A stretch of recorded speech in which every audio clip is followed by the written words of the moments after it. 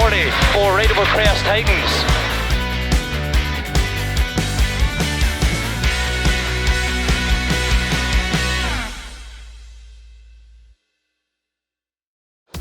Previously then in the British Rally Championship, the crews took on the challenging Kielder stages. And true to form, the event would give us our fair share of drama. Tom Cave coming out on top at the end of the rally. The first round winner, Matt Edwards, and of course defending champion, unfortunately falling foul of the rules. His rally coming to an end when he picked up too many punctures with not enough spares carried in the car. The fourth round of the British Rally Championship then takes the crews back onto the asphalt. We head over the water to Belgium, a popular rally with the crews, mixing with a high-quality international entry. But with all eyes on the championship, we cross into the second half of the season. In true international rally fashion, shakedown doubles as qualifying, and it would be the first chance for the spectators to see our BRC crews in action. And there wouldn't be any shortage of that either. Tom Cave and Dale Bowen, the first of the BRC competitors to be caught out on a tricky section, putting the car in a ditch. Thankfully, with minimal damage, they continue to set a good qualifying time on the following runs of the stage. The Hyundai drivers wouldn't be the only ones to get caught out though. Marty McCormack and Barney Mitchell would find their limits on this corner, spinning the car, but crucially hardly losing any time before getting back up to speed and setting a strong time for the qualifying. More drama, but no continuing for James Wilson and Arthur Kieran's though. They get caught out and cause some heavy damage to the front of their car. It will be a long night for the service crew, getting them ready to start the rally the next day. Crews picked their start positions then based on how fast they went on the shakedown stage. And it would be a bullish and confident Tom Cave opting for the #1 spot. But would running first on the road in the morning go in his favour? Could be a bit of a gamble. Let's head out onto the lanes of Belgium then for the opening day of competition. And that confidence would indeed play into the hands of this man, Tom Cave. Dale Bowen alongside once again. They open up an advantage at the end of the day in their Hyundai. The times though would be very close and there was no backing off going into day 2. Things were going smoothly too for Marty McCormack and Barney Mitchell, but that wasn't without a bit of drama as you might expect from the Irishman. A big jump giving them a scare, as well as breaking the windscreen with the impact. As impressive as this looks, they would need to tidy things up. A spin over the finish line of the last stage, confirming that as well. They do crucially cross the finish line before spinning the car into a ditch, so they end the day with second place overall. Matt Edwards and Patrick Walsh were pushing as well. It would be third to end day 1. A few small adjustments in service would be all that was needed though. It could have been a different story with the pair having a small excursion into a Belgian field. Thankfully, with minimum time lost and nothing more than a bit of grass in the bumper to show for their efforts. Our British Rally Championship crews as spectacular and flamboyant as ever. One crew certainly not getting away so lightly were Rhys Yates and James Morgan. They push a little too hard, losing control of the car. Those Belgian ditches biting hard and putting an end to what had been a good run so far. They'd be back though for day 2 of the competition. No such drama for last year's runners-up, Alex Naffy and Stuart Loudon. It will be a puncture causing them issues. Thankfully close to the end of the stage, enough to slow them down though. They end the day with 4th place. Overall, happy with how things had gone. While all of this had been going on, the juniors had been hot on their heels. We'd see the lead taken by James Williams and Tom Woodburn, the pair going well over these lanes, and the new Fiesta taking things up another level for them.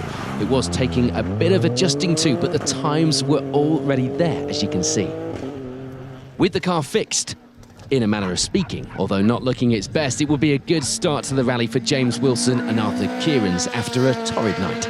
They end the day with 6th place on the overall leaderboard, 2nd in our junior category.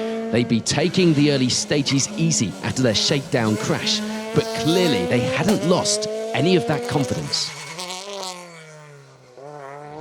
After successfully writing their own pace notes for the first time on the previous round, Finley Retson and Richard Crozier would be writing their notes for the first time on asphalt this weekend. And it was going well on the whole, although a few intercom problems wouldn't be helping with the delivery of those notes, ironically, in some of the stages. When the feeling isn't there in the car, things can be difficult, and they were certainly difficult for Rory Bell and Darren Garrett. A pre-event test to set up the car didn't seem to be translating into a good setup here on the lanes in Belgium. Bart Lang and Sinclair Young would be happy with their pace already this weekend. Big smiles inside this car. They felt like they still had more to give as well. But this was a long rally. There was no need to peak too soon. Punctures would be the order of the day, meanwhile, for Marty Gallagher and Dean O'Sullivan. They pick one up in the opening stage, but worse would come in stage 9, when the pair would be forced to pull over and change it, dropping them down the leaderboard into 10th. Start to run now. Changing? Yeah.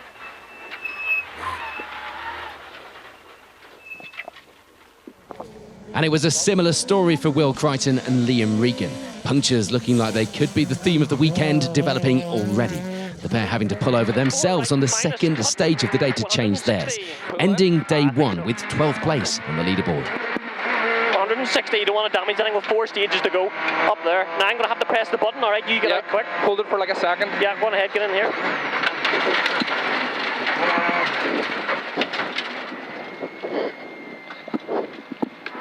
We would lose a few of our BRC crews on day 1. Some would super rally for day 2, but not this man, Jordan Reynolds, Perida Davies alongside. They come to a stop on the 8th stage of the day with gearbox problems. Fatally, the car would not make it out for day 2. Smash reverse gear. Yeah. And there was more drama to come as well. Josh McCurlin and Keaton Williams this time having a bit of an off on stage 5. Something breaking at the front of the car, sending them straight on at this corner. End of the road for day 1, but they would return to try and pick up the pieces and a few points for that championship leaderboard on day 2. And the drama doesn't end there. Jordan Hone and Eileen Kelly take this jump too fast. The hard landing breaking the gearbox mount on the Adam. They do try to limp through the stage, but it all got a bit too much for the Vauxhall. They have to pull over and call it a day. Something broke. Top mind or something. 40. Oh.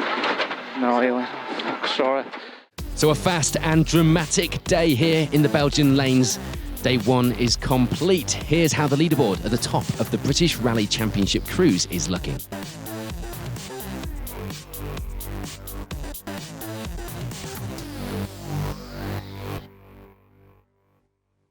With the temperatures going up for day 2 of the competition here in Belgium, you'd be forgiven for thinking the action after that day 1 would do likewise. And you wouldn't be far wrong. There's a change at the top of our leaderboard. Matt Edwards and Patrick Walsh step up to take the rally lead. But that lead wasn't without its own dramas. A misfire on the car, causing a bit of concentration loss, if nothing else for Edwards. They do reach service, though, with the lead. And with the service time to get the car sorted, we see them back out for the afternoon stages and still leading the pace. Yeah, they've got it sorted. Well, they've got the engine room sorted again. So hopefully that'll sort it and we'll have a clean run this afternoon. Part of that reason for the change around at the top of our leaderboard would be problems for this man, Tom Cave, with Dale Bowen alongside. A buckled wheel on the Hyundai through the morning's opening stage would lose the pair a small amount of time, enough to lose them that lead though. But a puncture in stage 12 would be where the main damage would be done, dropping down to second place with these 2 problems and just needing to play the championship game for now. But sometimes, as we've seen so many times in this championship, that can be just as hard, if not even more challenging than being out and setting the pace up front. We're just doing our own thing now. The fight was taken out of our hands this morning with the puncture, so we had to use our head and think of the championship. Still 7 stages left to go this afternoon and this evening, so we'll keep doing what we're doing. There's another notable change in the leaderboard here with the loss of Marty McCormack and Barney Mitchell. They slide off the road in stage 10, enough damage to have to call it a day. A disappointing end to what had been a pretty fantastic run for the Skoda pair, despite being a bit too flamboyant for these Belgian lanes. Things were going much better today, though, for Alex Laffey and Stuart Loudon. No issues to report, would you believe it? They were still trying, and that was showing in the times as well. They end the morning with 3rd place. A good feeling going into the afternoon and brimming with confidence. No change for James Williams and Tom Woodburn. They were still on the up, their lead opening out even more. They were actually starting to look pretty untouchable out there. and were even leading the class in the event overall against the local crews.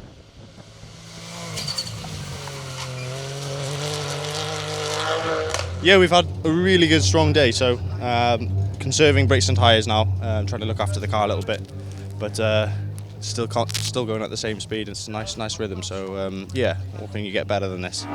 It wouldn't be plain sailing though for their fellow junior competitors James Wilson and Arthur Kieran's. Bit of a mixed morning, you could say. They were having a few problems, but thankfully they were being looked at in service. Worse was still to come though, when the heater hose would come off in the car, showering James with boiling water. The rest of the morning would be even more of a challenge. As far as Rory Bell and Darren Garrett were concerned, things were still not quite going to plan. Or at least that's how they felt. It didn't look too bad from outside the car, but they were still having to try and make setup adjustments as they went along, which is never good. You can never get 100% when you're still trying to change the car. In any case, though, the pair were lying in 6th place at this stage, 3rd in the juniors. At the very least, that wasn't bad for damage limitation. The eagle-eyed among you may have noticed that we're missing Finlay Retson and Richard Crozier from this loop of stages. The crew pushing a bit too hard on this corner, crashing out. Luckily, both driver and co-driver okay, but the same could not be said for the car.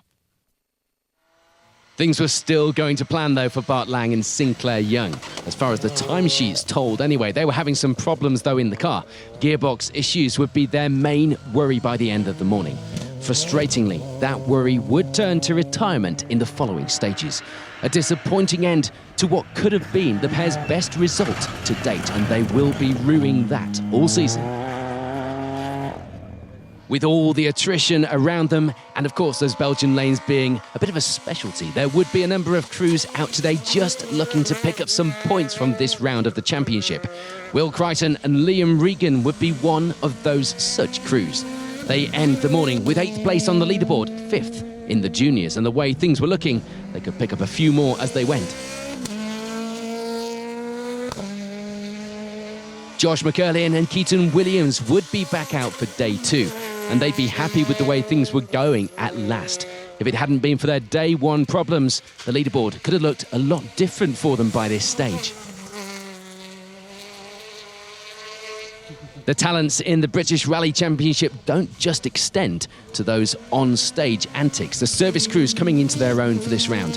Jordan Hone and Eileen Kelly returning to the stages after that heavy day 1 landing over the jump.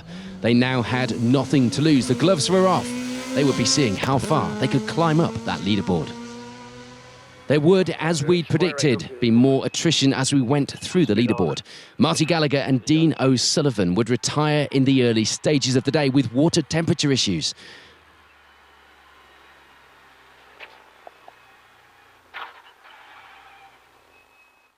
So we're midway through day 2 of the competition here in Ypres. The leaderboard at the top is all changed. Matt Edwards leading the way going into the final stages of the rally.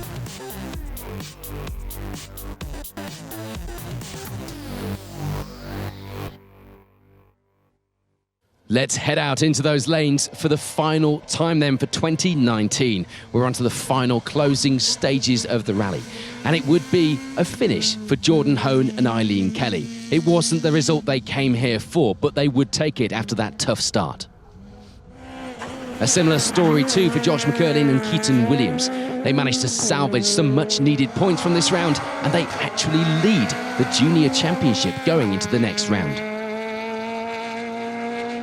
For Will Crichton and Liam Regan, it will be a 6th place overall finish, 3rd in the junior category.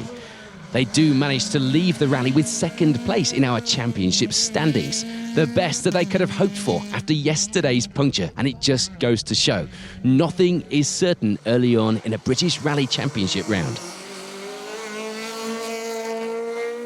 This weekend, though, would mark Rory Bell and Darren Garrett's best result to date.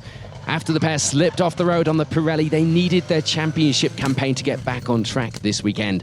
And this was definitely one way to do that. A great end to the rally, even if it hadn't felt that good in the car all weekend. But taking victory in the junior category this weekend would be James Williams and Tom Woodburn. A good move to play their joker this weekend would see them jump up to third in the championship standings as well. A great debut in the new Fiesta, with much hope for future rounds for the pair. Next up, we'll round out the overall results here in Ypres, but first, let's catch up with our junior category podium finishers in Belgium.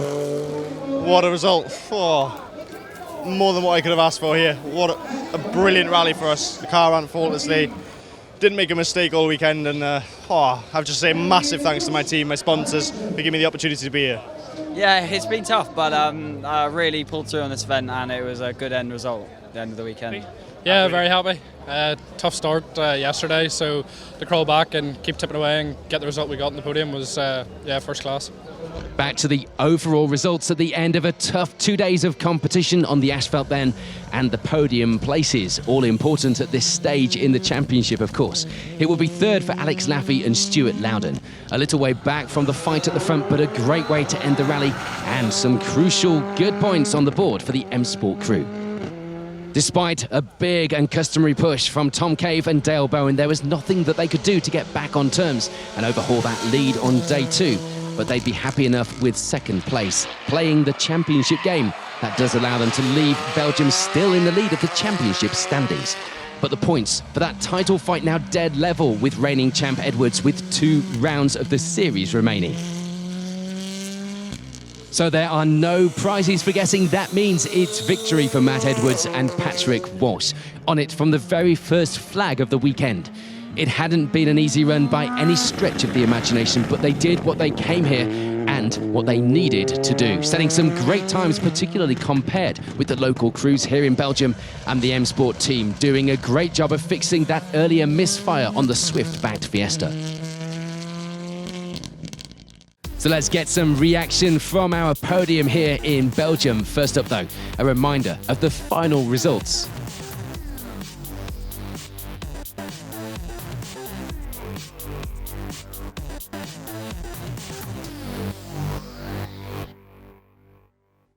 We had a fairly uneventful first leg, but then after that, we were on the quiet. We've been managing fairly severe misfire on and off all day today, and we've been changing bits on the car again, like we did last year. So it's tested us again, but we've battled through it, and the whole team's worked tirelessly behind the scenes. While we've been out on the stages looking at data and all sorts of things to try and find the problem, and myself and Patrick have been managing everything else that we can take care of in the car, and fortunately we had a car that we could put some times in the middle loop today, and that's seen us through.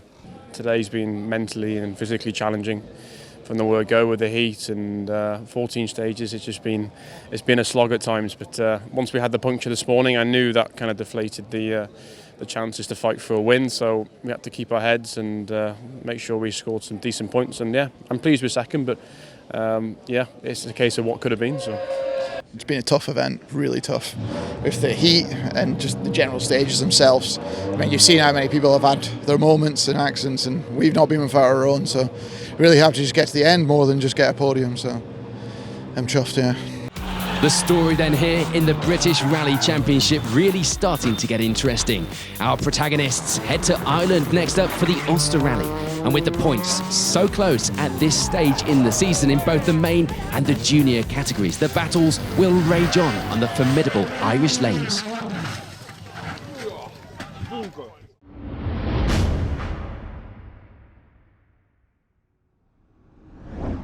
Category 2 in the British Historic Rally Championship on the Carlisle stages would see a few less crews than we saw at previous rounds.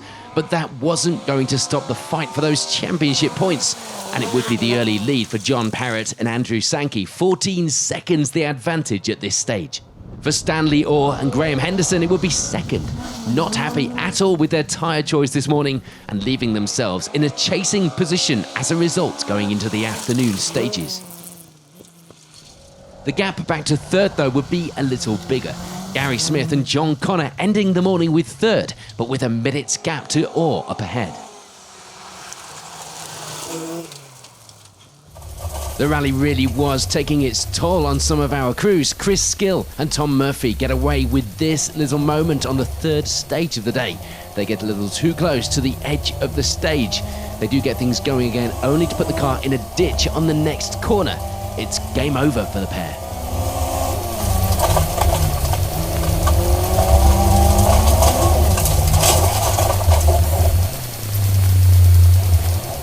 Stage 3 would also be the end of the road for Warren Phillips-Girk and Gary Green. Their rally also coming to an end in one of those notorious ditches. For Chris Brown and Ali Cornwell Brown, it would be fourth. The Escort pair 18 seconds back from Smith up ahead. And the C2 class this weekend would be led by Stewart and Linda Carris. The fight would be close though, 4 seconds the advantage at the top of this class, lying in 5th overall in the category as well. Just behind the Mark I Escort of the Carrises in the class and overall leaderboards would be Philip Atkinson and Louise Gilks. Things were close though, and it could be anyone's to play for in the afternoon. Rounding out the leaderboard would be the sole Category 1 runners of Bob Bean and Malcolm Smithson. The Cortina pair having a good, clean run so far. So we're midway through the day here at the Carlisle stages. The results at the top of Category 2 are starting to shape up, and they look like this. On we go to the afternoon stages then here in Category 2, and there'd be some changes in the results. We see Gary Smith and John Connor dropping down the leaderboard. The pair would crash out of the rally after they get the car into a ditch. There's frustration for our early leaders as well, John Perrott and Andrew Sankey. They'd roll the car close to the end of the event, meaning that they lose valuable time, the lead, and of course, victory at the end of the day, making it to the end of the rally. 6th place. This drama meaning that Bob Bean and Malcolm Smithson no longer round out our leaderboard. They end the rally with 5th place overall and the B2 class victory. There's no change in the C2 class though. Philip Atkinson and Louise Gilks holding firm and keeping hold of that position to the end of the rally, as well as taking 4th overall. And that means that it's the C2 class victory for Stewart and Linda Carris.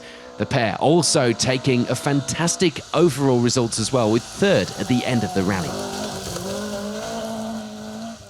Chris Brown and Ali Cornwell Brown take advantage of the attrition up ahead, gaining some time and some positions with the loss of other competitors to end the rally with a fantastic 2nd place. Such a strong end to the rally for the pair. But taking a victory that looked anything but certain at the start of the day would be Stanley Orr and Graham Henderson.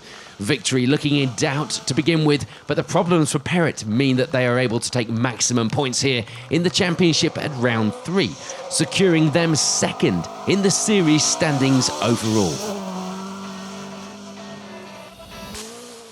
So confirmation then of the results in Category 2 here on the Carlisle Stages 2019, round 3 of the British Historic Rally Championship.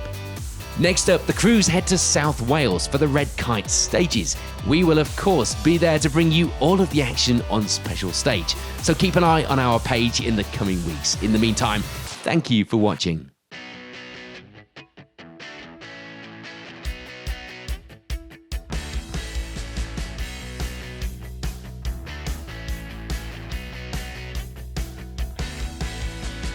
Care 40 for Rateable Crest Titans.